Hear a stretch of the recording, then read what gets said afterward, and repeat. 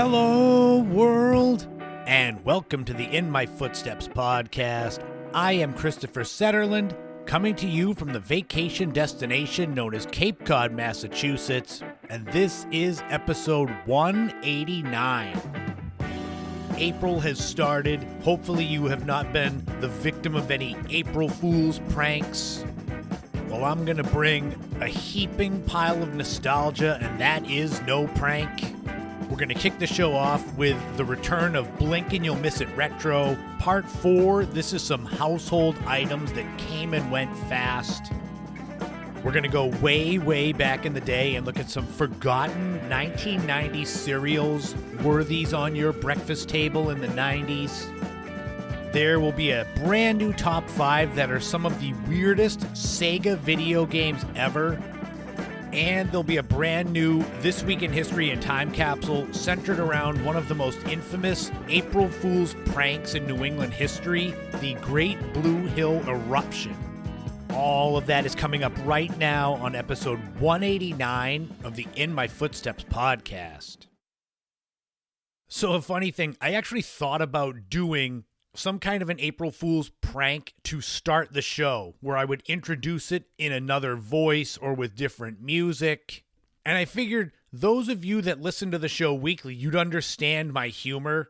But I also was thinking if there's someone discovering the show for the first time and they're like, what in the world is this foolishness? They'd never come back because my April Fool's joke would have fooled them too well. So April Fool's prank or not, welcome into the show. What are we going to talk about this week? Well, I already shared much of the itinerary. I can give you a little bit of a wrap-up of my experience on a movie set for the first time. This was last weekend. You've heard me talking a lot over the last few months about my very first acting gig in the campy, low-budget horror film that my friend Frank Durant produced. I did my scenes, so this past weekend was the final shooting days. It was definitely a fun and unique experience.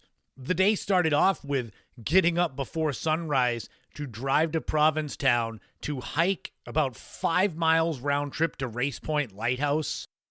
And then the day continued being on the movie set, trying to keep my mouth shut and not get in trouble. I didn't want the director to yell at me.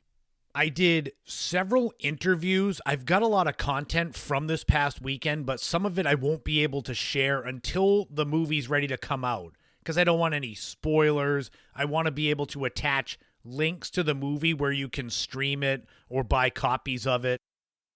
All of that content will be available likely late May, June. The best way that I can sum up my experience on the movie set from this past weekend is with a little anecdote.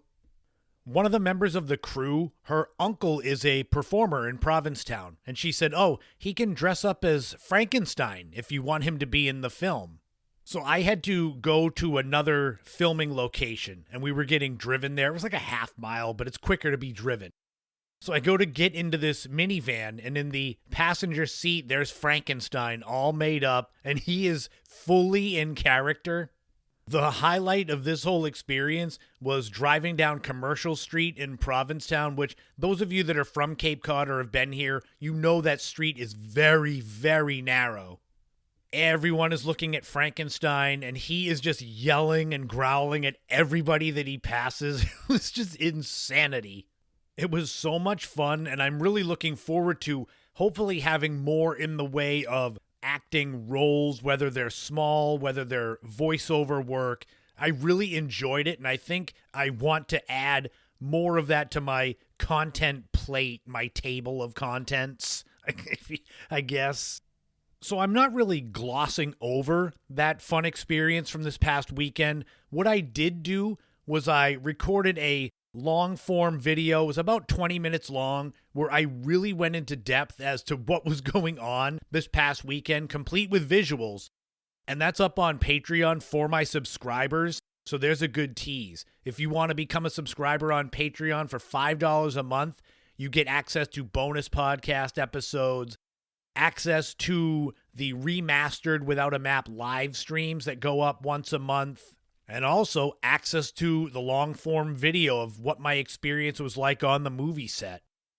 So shout out and thank you to my Patreon subscribers, Laurie, Mary Lou, Ashley, Kevin, Leo, Marguerite, Neglectoid, Crystal, Matt.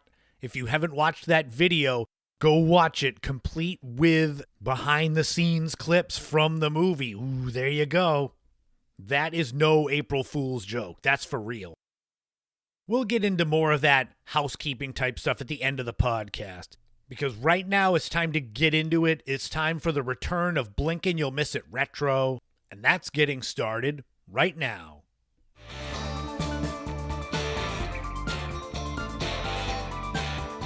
Oh, it's time.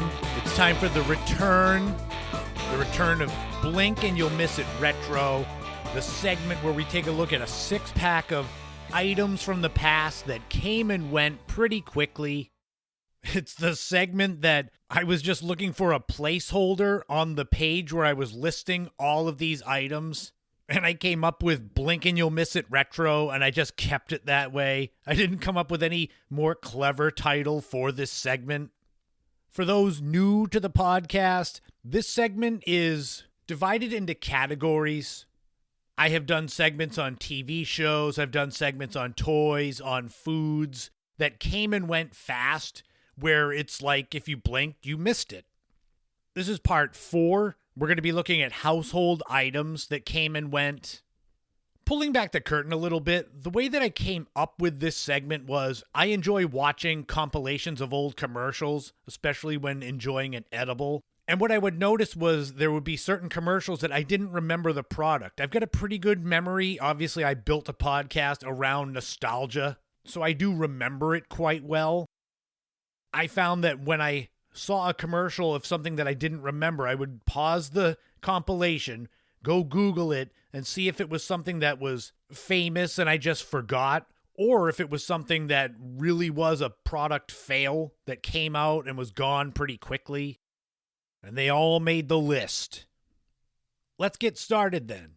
As I said, I've got a 6-pack of items to dive into. Why did I choose 6? Because I have top 5 countdowns. I have top 10s. I'm just going to have so many countdowns. It'll be different amounts in each one.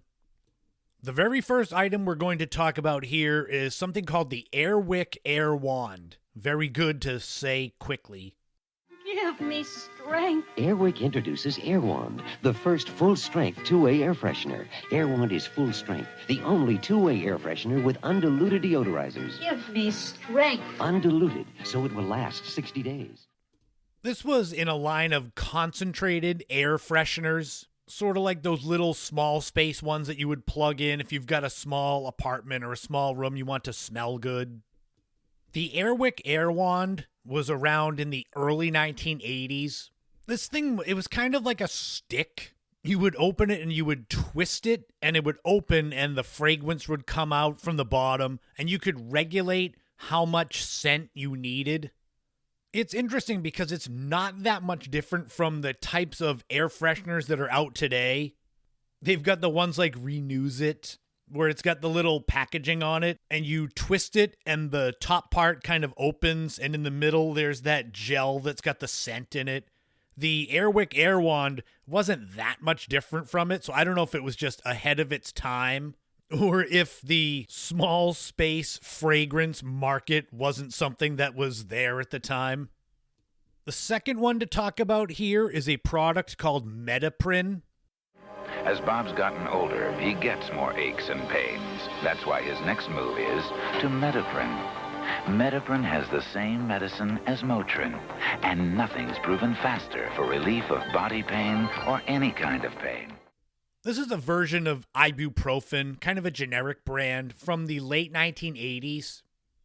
What made these commercials stick out to me and make me want to put them on this list was the Haven't Got Time for the Pain song that was part of it.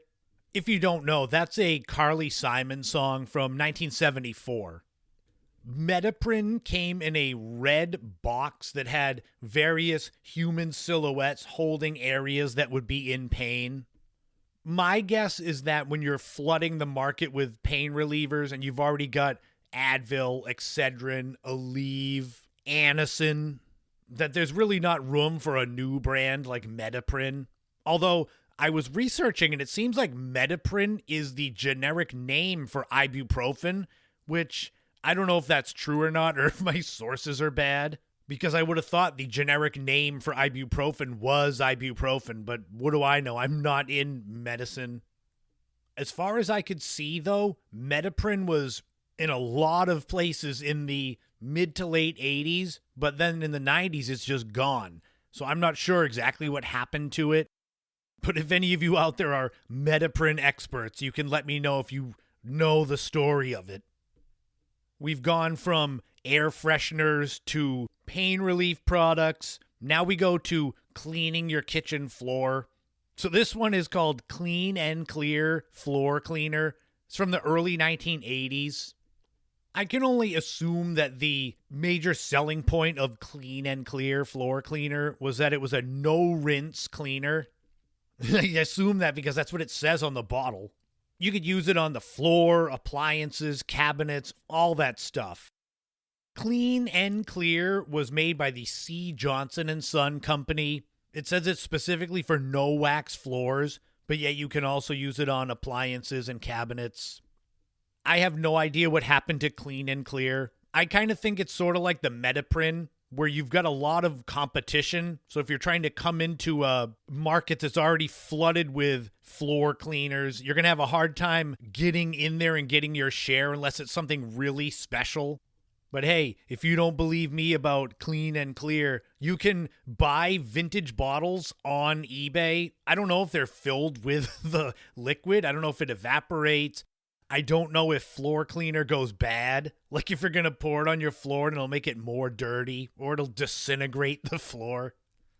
Sometimes when you're trying to get your new product out there, it's best to just say what it is instead of having a fancy name. That's this next one. It's called For Oily Hair Only Shampoo. So you know that this product is for oily hair only. If you have oily hair, you have a different kind of sebum. And all the detergent in the world won't change it. Now there's a new kind of shampoo. For oily hair only. Foho. Made with a blend of natural ingredients. To control. And normalize. Oily conditions. We drop oily.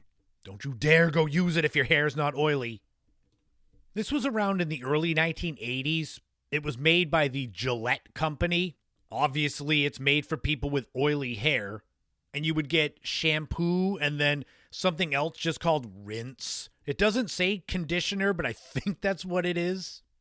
The company tried to seem cool and hip in the early 80s by calling it FOHO, so For Oily Hair Only FOHO. And they had it was called the FOHO system with the shampoo and rinse. In the ads that I have seen, it asks the people if they're afraid of conditioners. I will say, even though this product did not last long, at least Gillette knew who their audience was. They were like, let's make a shampoo for people with oily hair. Well, what do we call it? How about For Oily Hair Only? It's like, okay, great. It is a very right-on-the-nose title. I know that a few minutes ago I talked about the Airwick Air Wand as far as freshening up the scent in your house, apartment. If you're not convinced to buy an air freshener from Airwick, how about buying an air freshener from Listerine? This next one, it's Listerol Disinfectant Spray, and it's literally made by the Listerine Company. Speaking for new Listerol Spray Disinfectant from the Listerine people. Listerol sounded like something I'd like, and I do. It has 4 germ killers to wipe out odor-causing germs, prevents mold and mildew, and has proven more effective in controlling their odors than the leading brand. This came out in the mid-1970s, and it does all the stuff that an air freshener would do, kill germs and such. But its claim to fame is it says from the makers of Listerine. So your favorite mouthwash has now made a disinfectant spray. Much like with the other products on this Blink and You'll Miss It retro segment, I couldn't really find the time when they were canceled or discontinued. I give a product a few years, 3 years, if they're around that long but not longer, that kind of qualifies as the blink and you'll miss it type. Because you figure companies that release these products, they're going to give it time, hoping, well, if it doesn't catch on right away, maybe word of mouth after 6 months or a year. I mean, even Crystal Pepsi got at least 2 years to fail spectacularly. So we've had air fresheners, floor cleaners, ibuprofen. We've had oily hair shampoo. I couldn't wrap up this segment without another staple of the 1980s, and that's diet and appetite suppressant pills. This last one, it's called PVM appetite pills, and they're from the early 1980s. Take it off, off. Take off pounds with one timed-release, clinically tested PVM capsule each day. You lose weight because you stay on a low-calorie diet. Take it off, off. One. This is just another line of diet pills like Dexatrim, things like that from the 80s. What I found interesting about the PVM pills was the advertising campaign. They must not have been doing well, so they came out with the PVM Beautiful Refund. You can find these ads online where it's a woman, she's nude, laying down, and it says they'll pay you to take these PVM pills and then kind of report back to them with pictures of them making you more beautiful. On the box, it says you will lose weight because you will stick to a calorie-restricted diet, which basically anyone that's looking to lose weight, that's how you do it. So I don't know exactly what PVM was doing that you couldn't do on your own. It was hard to find in my research exactly why PVM was taken off the market. I am only going to assume that one of those letters, PVM, stood for some kind of medication that the FDA later found was dangerous. They didn't last long. None of these products lasted long. A couple of years at most. Did any of you out there try any of these? Hopefully you didn't try PVM, but did you try the Airwick Air Wand? Or did you use Metaprin for a headache? Or use Clean and Clear floor cleaner?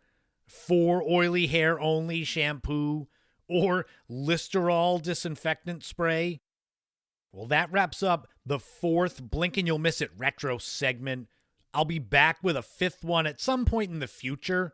Let me know if you want it to be something like toys or food again. I've got a lot, and every time I watch these old commercial compilations, I find more of these interesting product fails.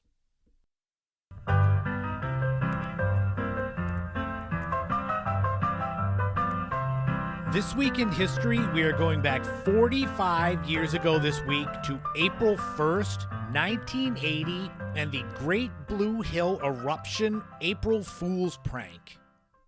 For those not from New England, not from the eastern part of Massachusetts, Great Blue Hill is a 635-foot tall hill in the towns of Milton, Canton, part of the Great Blue Hills Reservation up near Boston.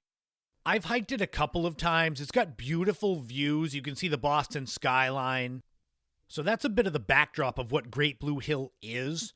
But let's focus on exactly what we're talking about here, an April Fool's prank. On April 1st, 1980, Boston TV station WNAC Channel 7 aired an April Fool's prank that quickly spiraled out of control.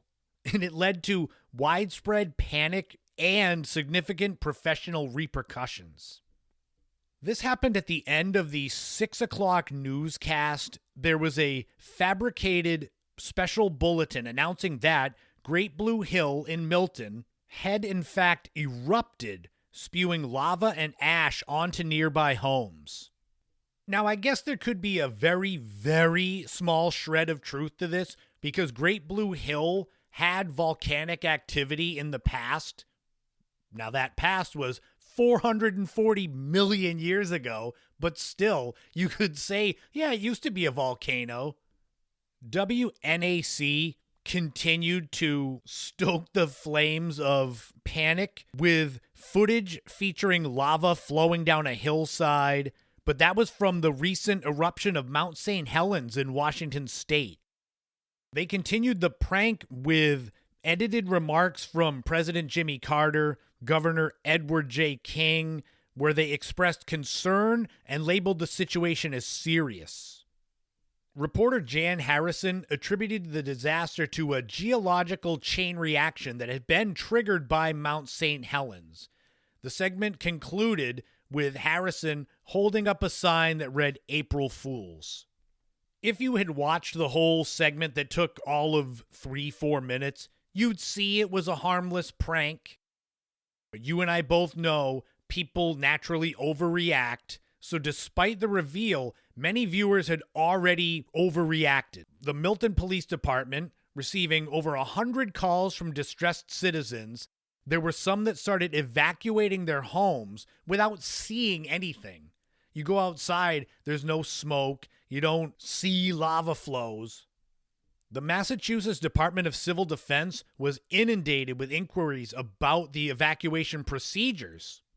So you imagine that, saying to the civil defense people, what do we do because Great Blue Hill erupted? And they're like, what in the world? The TV station faced immediate backlash.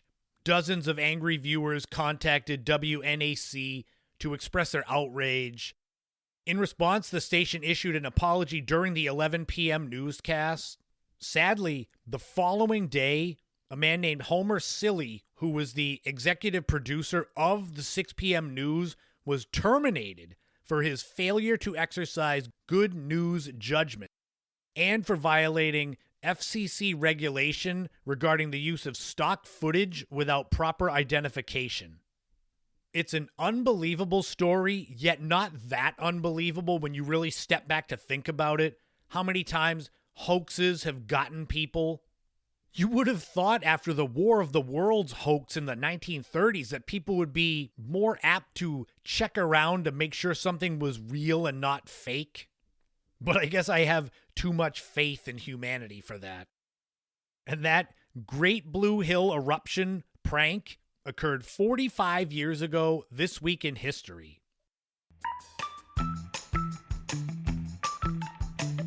Oh, this is no April Fool's prank. It is time for another time capsule. We are going to stick to the same day. So, Great Blue Hill is erupting, according to news reports. What's going on in the world of pop culture back then on the same date?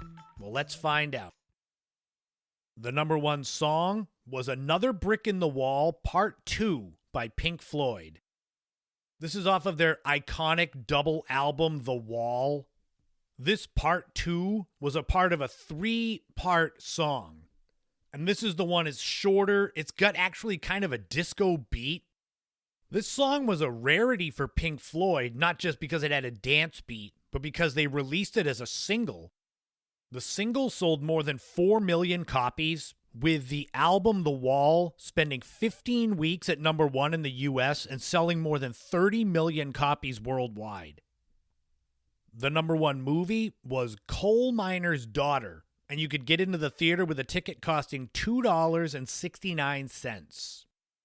This is the biographical film about country singer Loretta Lynn, starring Sissy Spacek as Loretta Lynn, Beverly D'Angelo as Patsy Cline, Tommy Lee Jones as Doolittle Lynn.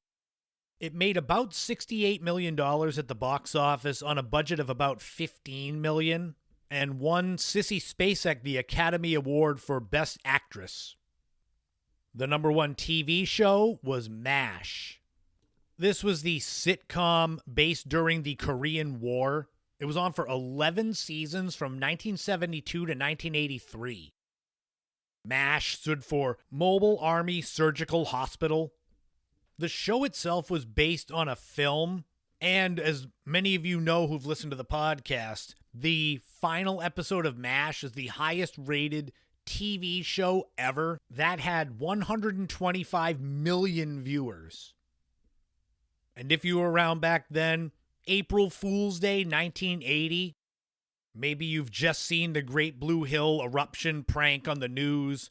You want to go outside and see if everything's burning down.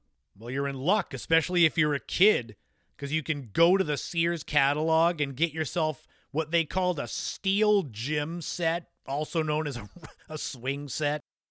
you get, and this is their words, 2 cool plastic swings, a 2-passenger lawn swing, what they call the glide ride, and a 6-foot slide, and that rhymes. It's basically a typical swing set that you would have in your yard in the early 1980s.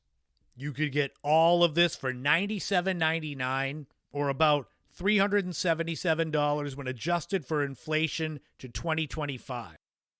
Just make sure that the legs of the swing set are fully supported, because if you get several kids doing all these swings, the thing might flip over. I know that's what us kids tried to do with ours way back in the day. It was never successful, which was probably a good thing for us. So that wraps up the time capsule. That wraps up this week in history. We go from a terrible April Fool's prank to some video games that seem like they would have been April Fool's pranks, but no, they're real. So let's look at some weird Sega games right now.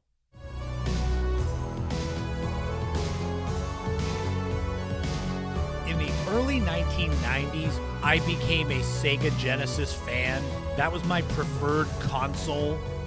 In the years leading up to that, I had played the Atari 2600 as a kid, little kid, and then the Nintendo Entertainment System. I remember seeing the commercials for the Genesis and the graphics and the gameplay, and I was like, ooh, I want that. So it pains me a little bit to do this top 5 segment where we look at the weirdest Sega games ever. I never played these, so I had to do my research to find ones that people were talking about as being just weird games that you couldn't understand why they got made. Ones with characters that were weird or plots that were weird. And I'm stressing the word weird, because I'm not saying these games were bad. I'm just saying that some of these ideas likely came after either a night of smoking, a night of drinking, or whatever the hell else the creators were doing. This is a continuation of my top 5 series for weirdest games from different gaming consoles. Back in episode 156, I did the top 5 weirdest Atari games ever, if you want to go check that out. But now let's get into the weird Sega games. So with a lot of these top 5s, not all, but most, they're in no particular order. There are some honorable mentions. I'll try to kind of steamroll through the honorable mentions to give a little more time to the actual top 5. Honorable mentions for weird Sega games include McDonald's Treasureland Adventure. This is from 1993, and you play as Ronald McDonald going through this treasure land trying to find bits of a treasure map. It's weird, but it's got great reviews. Another honorable mention is kind of a mashup. It's Mutant League Hockey and Mutant League Football. These are 2 different games, with Mutant League Football coming out in 1993, Mutant League Hockey in 1994. What makes them weird is that they're seen as a way to get around licensing for official football and hockey teams and players. You just have mutants instead. Another honorable mention, continuing with the sports theme, is Shaq Fu. This is a fighting game from 1994 based around NBA legend Shaquille O'Neal. Another honorable mention is The Ooze. This is from 1995, and you play as this green puddle of ooze fighting villains, so you're the good guy. And the last honorable mention is Toe Jam and Earl. This is from 1991, with Toe Jam and Earl being alien rappers that have to escape the Earth. Those are the honorable mentions. Had you heard of most of those? Had you played any? I would think Toe Jam and Earl is the one that most of you will have heard of. Sega really pushed that when it first came out. They pushed that almost as much as Sonic the Hedgehog, at least as far as I remember. So if those weren't weird enough for you, let's get into the actual top 5. And we're going to start it off with number 1, Balls 3D. Now, you know it's weird because Balls is spelled with a Z. This game is from 1994. Things that make it weird, so it says Balls 3D. It's actually considered 2.5D, which I didn't know was even a thing. The characters are made completely of spheres, so it makes it look kind of pseudo 3D. It's an action fighting game. You can be one of 9 characters, and in single-player mode, there are 5 bosses you have to defeat. Reviews were mixed for this game, with a lot crediting the spheres, giving a new spin on the action fighting genre, with other reviews saying the soundtrack was so irritating you'd want to play it with the sound muted. So that's kind of the shallow end of weird. What about this one? Number 2 is Wild Woody. This game came out in 1995, and it was for the Sega CD platform. Back in episode 27, I did a full segment about the Sega CD, including the fact that I actually owned that console. Wild Woody is a side-scrolling platform game. He is an anthropomorphic pencil who's looking to gather parts of a totem pole that brought him to life. Reviews for this game were not kind. It was seen as one of the worst games for the Sega CD platform, with lots of terrible cutscenes, grainy animation. It was also crushed in its reviews for the sexually suggestive nature of the game. I mean, think about it. Wild Woody. It's not just the title, there's more to it in the game. But being a high school boy, I'm sure a lot wanted that game to at least see. It failed pretty quickly and didn't make any sort of lasting impact on the gaming industry. Was that weird enough for you? A talking pencil named Woody? Well, how about this one? Number 3 is Seaman. It takes all of my effort to not just say seaman. This game came out in 1999 for the Sega Dreamcast, and it's a virtual pet game. It's unique because you can also use the Sega Dreamcast microphone as part of this game, but what really makes it weird is the Seaman is a mythical fish with a human face. It's weird just because of that. The graphics of the fish with a human face, God, it's terrifying. Like I said, though, it's a virtual pet game, so it's in real time, meaning you've got to constantly check in with this half-human, half-fish, keep it company, feed it. The reviews are okay, but I can only imagine being a kid in high school and having this game and having to go to school and then come home and you forget to check in on your Seaman pet and he's just dead. It was seen as a success for the interactive nature between you and the creature. It even spawned a sequel, Seaman 2. Moving on, though. Number 4 is Boogerman. Just the title in itself should give you an idea of what this game's going to be about. This game was for the Genesis from 1994, and I'm sorry, the full title was Boogerman, a Pick and Flick Adventure. This adventure game stars you as Boogerman, who flicks snots and farts on people in this quest to defeat the ultimate boss, the Boogermeister. That in and of itself is weird, but you've got to think about it. You get this idea that seems like it's a one-hit wonder. Oh man, a Boogerman hero. But then you've got to actually sit down and create the game. I don't know how you could be serious knowing this is what you're creating. Your audience would have to be teenage boys, but how many of them are going to buy the game? I couldn't imagine my mother buying me this game back when I was in high school. I want to get Boogerman. She'd be like, get out of here. In 2013, a Kickstarter campaign was launched to try to create a sequel to Boogerman. It did not get anywhere near the money needed, so I think that this game is a one and done. And finally, number 5 on the top 5 weirdest Sega games ever is Bubba and Sticks. This is a side-scroller from 1994 for the Sega Genesis. What makes it weird is that it's a tie-in to the Bubblicious bubblegum brand. It features Bubba, a redneck character who gets kidnapped, and he's got his anthropomorphic stick of gum friend called Sticks. The reviews of the game were slightly above average, but it being a game based around a brand of bubblegum, that's what makes it weird. It's like going to the supermarket and looking at any product on a shelf and imagining that being made into a video game. Rice-A-Roni Adventures, Wonder Bread Football League, Stridex Pads Dating Game, I don't know, all those ones. So there you have it, some of the weirdest Sega games ever. Did you own any of these? Come on, fess up.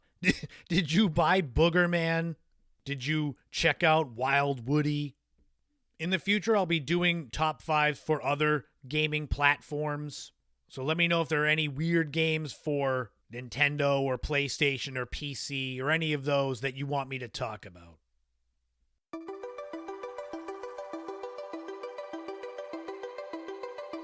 Oh yes, the 1990s were my heyday when it came to cereal. I can remember we had this big orange Tupperware bowl that I used for cereal. I would fill that thing up and eat cereal like there was no tomorrow. Honeycomb, Corn Pops, Lucky Charms, those were my go-tos. What we're going to do now, though, is go way back in the day and look at some forgotten 1990s cereals. These were ones that came and went pretty fast. That doesn't mean immediate, but it means it's ones that are definitely not still around today. I also tried to make sure with these forgotten cereals that they weren't just tie-ins to movies so that they were briefly out. Because when I did a segment on discontinued cereals back in episode 150, I had some guy message me saying, all the ones you put were movie tie-ins, so of course they're discontinued. That's my imitation of that idiot. So these I tried to do my best to make sure they're not movie tie-ins so I don't get any fools like that in my DMs. Are you ready for some forgotten 90s cereals? Do you remember Pop-Tarts Crunch? To make sure I wasn't dreaming, I attempted to fly and landed on the dog. Great! It means there really is a Pop-Tart cereal. Kellogg's Pop-Tarts Crunch cereal, part of this complete breakfast. They're Pop-Tarts for your spoon. P.S. Elmo's okay. This is the original mini Pop-Tart cereal. It's made a little bit of a comeback as a different brand Pop-Tart cereal. You can get it at Walmart. I'm talking about the OG. The cereal from Kellogg's debuted in 1994. There was frosted cinnamon brown sugar and frosted strawberry. I loved Pop-Tarts, so it would have been natural to try mini Pop-Tarts covered in milk, but I don't think I ever did.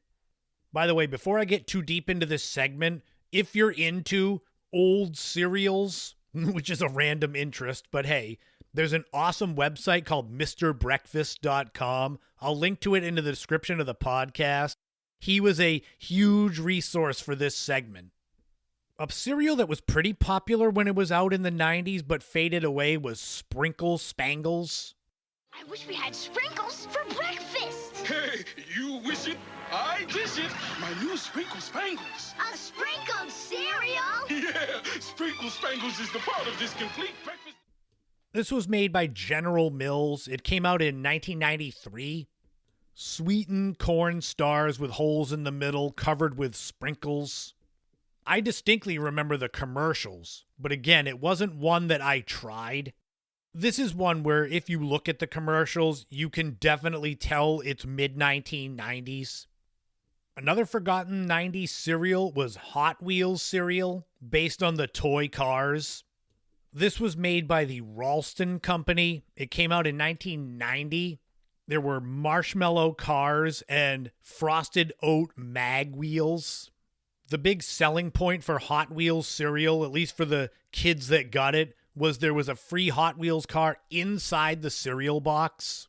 So you'd get your free car, and then look at your parents and say, can you go get me 10 more boxes of this so I can have a whole fleet of Hot Wheels? Hot Wheels is hardly the only toy line to have its own cereal. I mean, God, even Cabbage Patch Kids had its own cereal. Another forgotten 90s cereal is Urkel O's. I got a great new cereal. Can I do that? So hang up your pants for the Urkel O's round. We're Urkelized with Urkel O's. Yes, I can hear that idiot guy. Family Matters, of course it's discontinued. Shut up. Yes, it's based around Steve Urkel, the character from Family Matters. This cereal was created by Ralston. It came out in 1991. Family Matters was on from 1989 to 97 with Jaleel White playing Steve Urkel. Steve Urkel, the character, became a phenomenon. His catchphrase, "Did I do that?" There was a Do the Urkel board game. The cereal itself was strawberry and banana flavored loops, kind of like Fruit Loops. The cereal boxes featured Steve Urkel in different costumes and different poses. Those of you that didn't grow up in the early 1990s have no idea of how big of a phenomenon the Steve Urkel character was. Sadly, I've read that Jaleel White, he's distanced himself from the Urkel character. I mean, he could probably still make tons of money at signings just being Urkel, even though now he's in his late 40s. Come on, Jaleel, it's fine. You were a huge star as Urkel. Embrace it.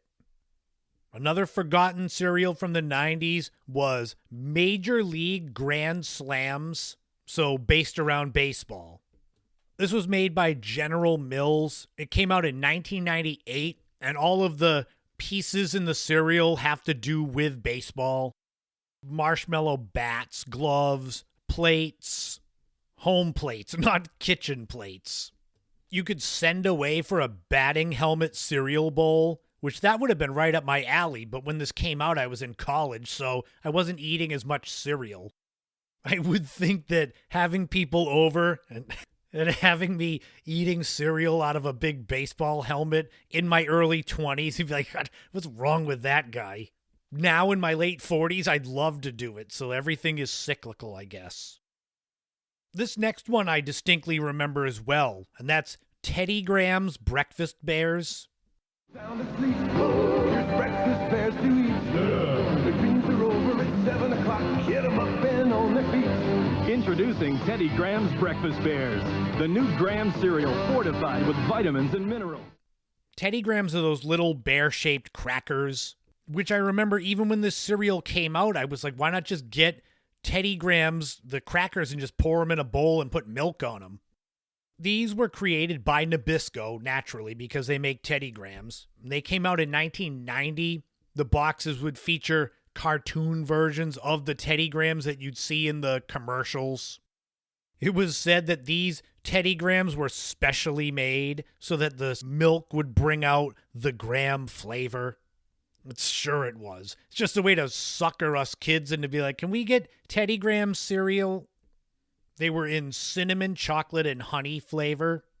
Teddy Grahams themselves, they are still around. So you could definitely go to the store, buy some, and then dump them in a bowl and put milk on them and let me know if it's just like having the cereal. That's an interesting concept, to grab something like Teddy Grahams, but maybe another kind of cookie or candy and dump it in a bowl and put milk on it. See if you could create a new cereal. That seems like it was kind of the idea behind this next one. And that was cinnamon mini buns. What do I do with these buns? Then I get this idea. Kellogg's Cinnamon Mini Buns, the cinnamon part of this complete breakfast. Mega taste and crunchy mini buns. Cinnamon mini buns. Get it? Because, man, cinnamon rolls, cinnamon buns, whatever you want to call them, they're delicious. So mini ones with milk on them are probably just as good. These were created by Kellogg's. They came out in 1991, and it had the genius marketing campaign of saying that eating 70 cinnamon buns can be nutritious. That's the same logic as getting the 100-calorie packs of different snacks, whether it's chips or nuts. And then you see the serving size is like 1/2 chip. It's like, well, yeah, it's 100 calories, but you don't get nothing. These cinnamon buns had no added fat, no artificial flavors. Oh, and one of their big giveaways was you could get a free cassette single. This was from 1992. So take a moment, think of 1992, the musical acts that you enjoyed. Now, would you like to know the artist that you could have gotten a free cassette single from in Cinnamon Mini Bun cereal? There was Bad Company, Soho, Information Society, Betty Boo and TKA. So there you go. You could get a free cassette single of one of those artists.